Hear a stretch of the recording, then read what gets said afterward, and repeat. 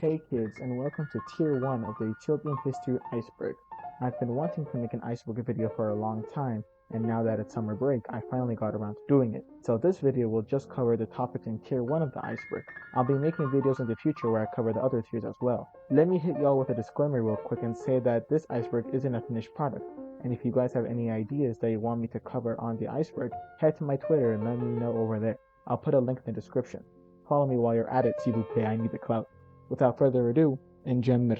First entry in the iceberg is the Solomonic dynasty. This dynasty is one of the, if not the longest ruling dynasty in Africa, and probably top 10 in the world.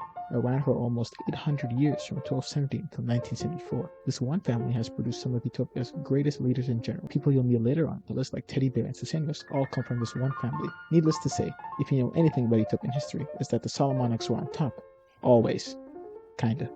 Next is Haile Selassie. Haile Selassie was the last reigning monarch of Ethiopia, and his deposing marked the last time the Solomonics would rule Ethiopia. His rule was marked with tons of important historical events, things like the Maic Autorinat, beginnings of industrialization, and a pseudo-democratic parliament being formed. Of course, he had his faults and is hated by a good chunk of the country for his questionable actions in places like Tigray, Welwa, and Bale. But nonetheless, he is an extremely important figure in Ethiopian history. Without him, Ethiopia would not have the international clout she enjoys today. Speaking of international clout, Rastafarianism is a monotheistic religion that worships Jah and is pretty similar to Judaism and Christianity, with the main difference being the belief that Haile Selassie is Jah incarnate, aka a reincarnation of Jesus himself. It is also very Afrocentric, with an emphasis of black people returning to Africa, aka Zion. Of course, Haile Selassie was an Oriental Otho who denied that he was God in any way, shape, or form. But due to a coincidence where his state visit to Jamaica coincided with the first rain in 40 years, many people in Jamaica became convinced that he was indeed Jah. Adwa is one of the most important battles in Ethiopian history, and for significance it is doomed to be endlessly glazed by blacks around the world. Now don't get me wrong, Adwa is pretty epic, but holy hell, every time February is nearing to a close, I have to watch Arch TV spin some wackadoodle story about Jugnet and now Edma Bato Chachin and stuff. Now don't get me wrong, yet again, I love the random chants that people make up when celebrating Adwa. It's just that the big news corporations suck the soul out of any celebration. Anyway, it's still super important, as without it, I'd be a trilingual by now, knowing Amharic, English, and also Italian. It also marked a turning point in Ethiopian history where tons of people from a bunch of different ethnic groups teamed up with the shared goal of not wanting to be Italian. The Ark of the Covenant is the holiest thing in all of Judaism, and it's in Ethiopia. How did it get there?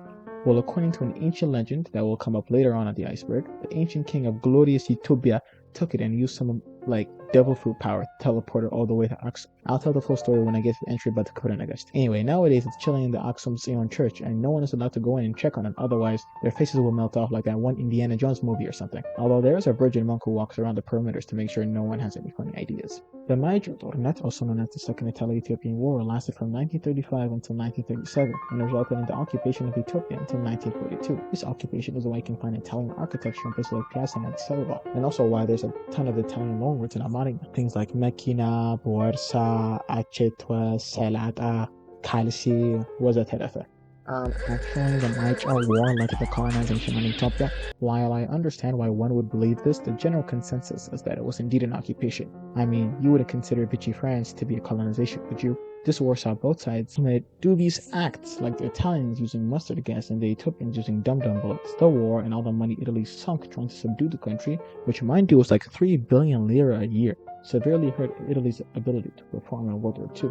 And when the Brits came knocking in 1942, the Italians stood no chance. The Aksum Empire was truly one of the empires of all time. It lasted for quite a while and was one of the first Christian countries ever. At its height, it stretched from Yemen to supposedly even Bale and Zalia. Some Persian even considered it one of the four greats along with India, China, and Rome, which says something. Aksum was also known for erecting those big sticks in Aksum. These sticks acted as grave markers for the emperors, kind of like if the pyramids in Giza went on a diet. Anyway, this mighty empire laid the groundwork for future Ethiopia and Ethiopians. I mean, the Kuranagast was written to connect Solomon dynasty to the Aksumites. And that's it for Tier 1 of the Ethiopian History Iceberg. Most of this was pretty basic stuff, but I still hope you learned something new. I promise it won't take me as long to make the video for Tier 2, I promise. Anyway, like I said before, if you have any more ideas that I can put onto the iceberg, just head to the Twitter link in the description. ተረቴን መልሱ አፌን በዳቦ አብሱ